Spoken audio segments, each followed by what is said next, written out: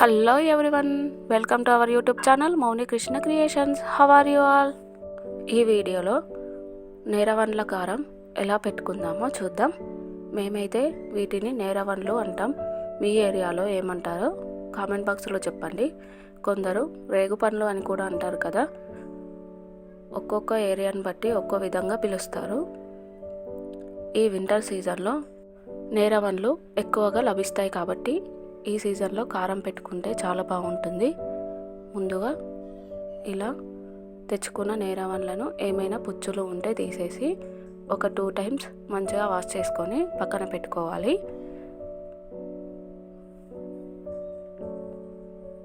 అలాగే పచ్చిమిర్చి కూడా తొడిమెలు తీయకుండా వాష్ చేసుకొని పక్కన పెట్టుకోవాలి. ఈ రెండింటిని ఒక క్లాత్ పైన వాటర్ పోయేంత వరకు మంచిగా ఆరబెట్టుకోవాలి. పచ్చిమిర్చిని నేరవన్లను క్లాత్తోని కొంచెం రబ్ చేసి అలా ఒక హాఫ్ అన్ అవర్ ఆరబెడితే మంచిగా ఆరిపోతాయి. తడిగా ఉంటే కారం పాడయ్యే అవకాశం ఉంటుంది కాబట్టి తడి లేకుండా చూసుకోవాలి. ఇవి ఆరేలోపు మనం కారానికి కావలసిన ఇంగ్రీడియంట్స్ని రెడీ పెట్టుకుందాం. ఇక్కడ ఈ నేరవన్లు కొలిచి చూస్తే చిట్టెడు అయ్యాయి, అంటే 1 కేజీ అన్నట్టు. వీటికి తగ్గట్టు మనం ఇంగ్రీడియంట్స్ని కూడా తీసుకోవాలి. ముందుగా 2 పెద్ద సైజు ఎల్లిగడ్డలను ఇలా పొట్టి తీసి పెట్టుకోవాలి. అలాగే 4 టేబుల్ స్పూన్ల ధనియాలు, 2 టేబుల్ స్పూన్ల ఆవాలు, 4 టేబుల్ స్పూన్ల నువ్వులు, అలాగే ఒక 1/2 టేబుల్ స్పూన్ మెంతులు, 1.5 టేబుల్ స్పూన్ జీలకర్ర, ఒక చిన్న గ్లాసెడు కారం, 1/2 గ్లాస్ కంటే ఎక్కువ సాల్ట్. ఈ సాల్ట్ని మన టేస్ట్ని బట్టి అడ్జస్ట్ చేసుకోవాలి. ఇలా ఇంగ్రీడియంట్స్ అన్నీ సిద్ధం చేసుకున్న తర్వాత స్టవ్ వెలిగించి స్టవ్ పైన ఒక బౌల్ పెట్టి అది వేడి కాగానే ముందుగా ఆవాలను వేయించుకొని పక్కన పెట్టుకోవాలి. అన్నీ ఒకేసారి వేస్తే కొన్ని తొందరగా మాడిపోయే అవకాశం ఉంటుంది కాబట్టి ఒకదాని తర్వాత ఒకటి ఇలా వేయించుకోవాలి. ఇలానే మిగతా ఇంగ్రీడియంట్స్ అన్నీ డ్రై రోస్ట్ చేసి పక్కన పెట్టుకోవాలి.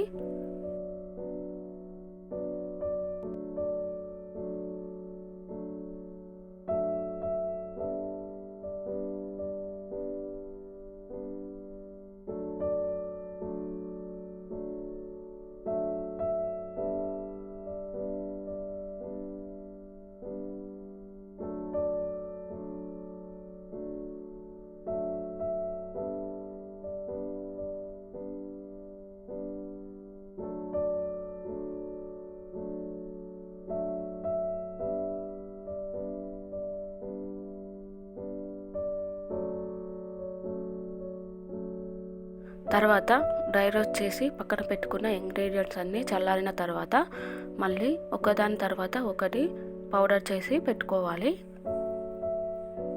మళ్ళీ ఒకేసారి అన్నీ కలిపి కూడా గ్రైండ్ చేసుకోకూడదు.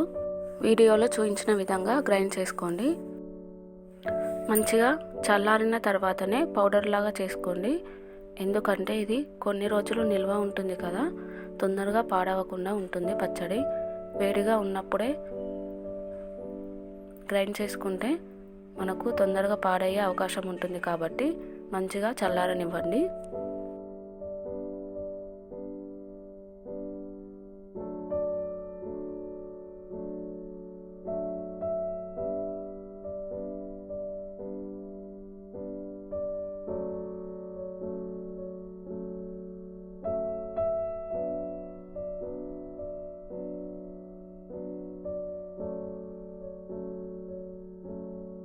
లాస్ట్లో వెల్లుల్లి రెబ్బలను కూడా మంచిగా ఇలా గ్రైండ్ చేసుకొని పక్కన పెట్టుకోవాలి. వేరే బౌల్లో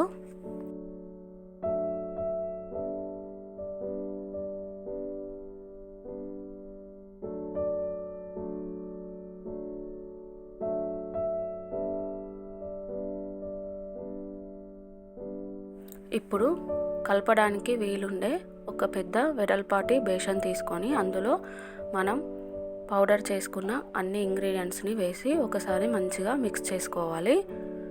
తర్వాత పొడి కారం కూడా వేసి మంచిగా కలుపుకోవాలి. అలాగే రుచికి సరిపడా సాల్ట్ వేయాలి. ఈ సాల్ట్ మాత్రం మీ టేస్ట్కు తగ్గట్టు, మీ కారానికి తగ్గట్టు వేసుకోవాలి. ఇలా అన్ని ఇంగ్రీడియంట్స్ వేసిన తర్వాత మంచిగా కలుపుకోవాలి.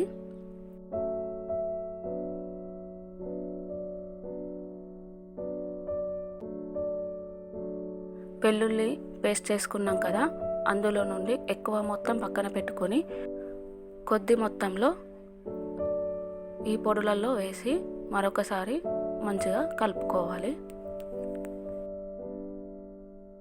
ఇలా మంచిగా కలుపుకొని పక్కన పెట్టుకోవాలి. తర్వాత పోపు కోసం ఒక 1/2 టీ స్పూన్ నువ్వులు,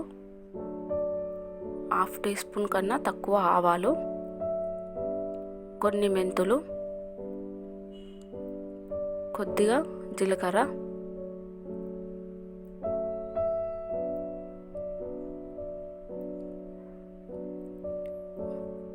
అలాగే 1 టేబుల్ స్పూన్ ధనియాలను కూడా వేసి పక్కన పెట్టుకోవాలి. ఈ ఇంగ్రీడియంట్స్ అన్నీ ఒకే బౌల్లో వేయడం వల్ల తాలింపు మనకి ఈజీగా అవుతుంది. తర్వాత స్టవ్ వెలిగించి స్టవ్ పైన ఒక బౌల్ పెట్టుకొని కారానికి సరిపడా ఆయిల్ వేసుకోవాలి. ఇది నిల్వ ఉండే పచ్చడి కాబట్టి ఆయిల్ ఎక్కువగానే పడుతుంది. ఇలా ఆయిల్ మంచిగా వేడైన తర్వాత తాలింపు గింజలు వేసి అవి మంచిగా వేగనివ్వాలి. ఇవి మంచిగా వేగిన తర్వాతనే మనం పక్కన పెట్టుకున్న వెల్లుల్లి పేస్ట్ను కూడా వేసి వెంటనే స్టవ్ ఆఫ్ చేయాలి. ఎందుకంటే వెల్లుల్లి మాడిపోయే అవకాశం ఉంటుంది. ఈ వెల్లుల్లి మారడం వల్ల కారం టేస్టే మారిపోతుంది కాబట్టి జాగ్రత్తగా ఉండాలి. ఈ ఆయిల్ వేడికే వెల్లుల్లి మంచిగా వేగిపోతుంది. ఇలా వెల్లుల్లి వేగిన తర్వాత పక్కన పెట్టి మంచిగా చల్లారనివ్వాలి. మరి ఎక్కువగా చల్లారకూడదు, మరి వేడిగా ఉండకూడదు, గోరువెచ్చగా ఉండాలి. తర్వాత మనం ఆరబెట్టి పక్కన పెట్టుకున్నాం కదా పచ్చిమిర్చి, అవి మంచిగా ఆరిపోయాయి. వీటికి ఇలా ఒక చాకుతోని ఘాట్లు పెట్టుకోవాలి. వీడియోలో చూపించిన విధంగా పైన తొడిమెలు మాత్రం తీయకూడదు. ఒక 1/2 అవర్ తర్వాత మనం పోపు పెట్టుకున్న ఆయిల్ మంచిగా చల్లారిపోయింది, అంటే గోరువెచ్చగా ఉంది. ఇప్పుడు మనం పౌడర్లన్నీ మిక్స్ చేసుకున్నాం కదా, ఆ బేషన్లోనే ఈ తాలింపు వేసుకున్న ఆయిల్ కూడా వేసేసి మంచిగా కలుపుకోవాలి.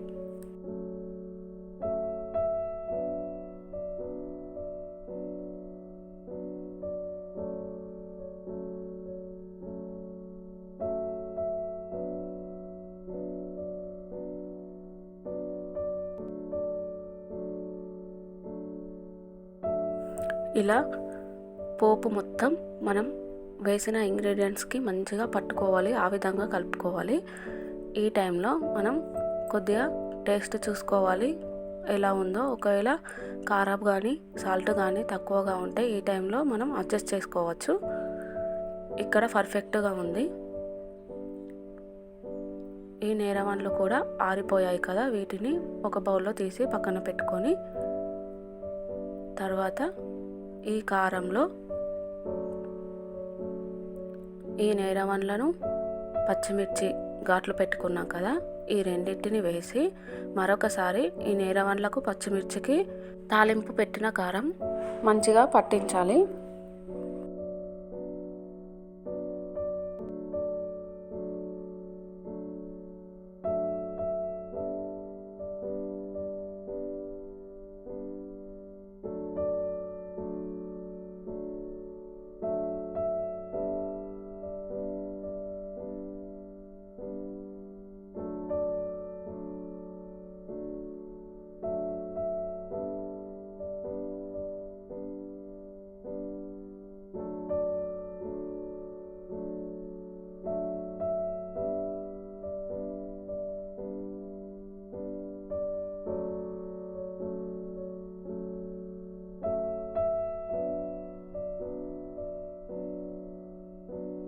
ఇలా మంచిగా కలుపుకున్న తర్వాత ఒక ప్లాస్టిక్ డబ్బాలో మొత్తం కారాన్ని ఎత్తి పెట్టుకోవాలి. ఈ ప్లాస్టిక్ డబ్బా తడి లేకుండా చూసుకోవాలి.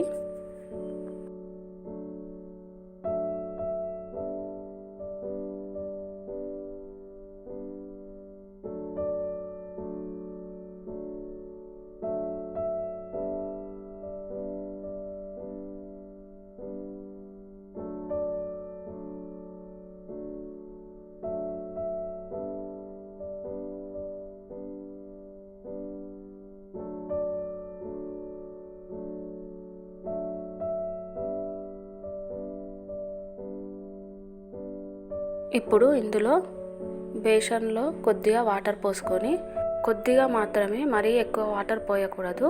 ఈ వాటర్ని మళ్ళీ ప్లాస్టిక్ డబ్బాలో మొత్తం కారం ఎత్తినాం కదా అందులో పైన నుండి పోసేయాలి. మళ్ళీ తర్వాత కలపకూడదు. వాటర్ పోసిన తర్వాత కారం మొత్తం కలపకూడదు, అలానే ఉంచాలి. ఇలా వాటర్ పోసిన తర్వాత మూత పెట్టి ఒక 3 days వరకు మూత తీయకుండా అలానే పక్కన పెట్టాలి. 3 days తర్వాత కారం రెడీ అయినట్టే. అప్పుడు మనం వేడివేడి అన్నంలో వేసుకొని తింటే చాలా బాగుంటుంది.